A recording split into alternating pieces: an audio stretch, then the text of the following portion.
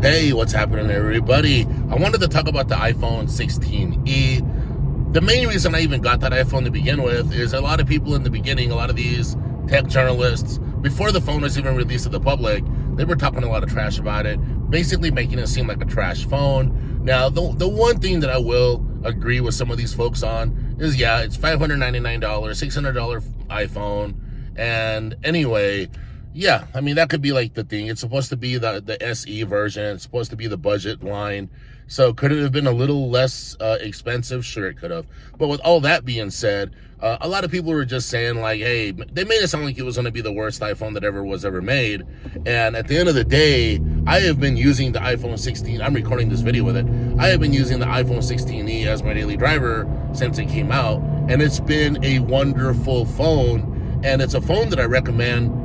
Look, if you're in the market for a new phone and you just want a basic phone, you're not trying to get the pro models, you want to take great photos, you want to get reliable performance out of your iPhone, the iPhone 16e is definitely the way to go.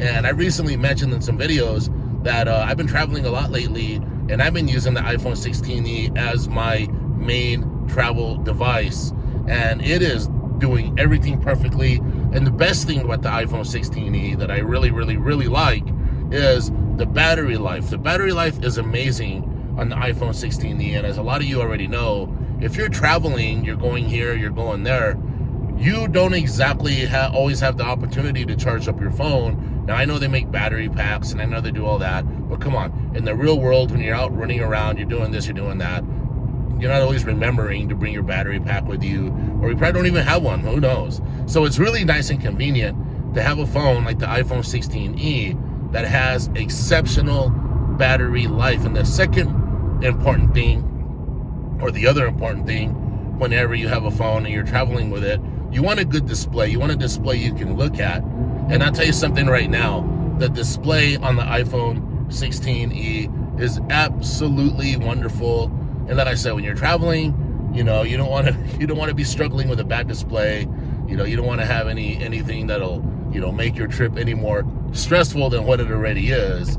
So the display on the iPhone 16e is actually wonderful to look at. And I guess you can say the last thing, the performance as far as like the processor and apps and everything else working, Apple CarPlay.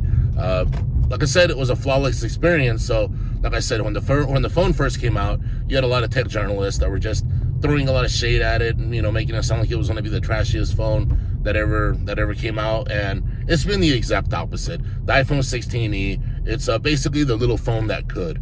But all right, everybody, thank y'all for watching, and I'll catch you later. Bye.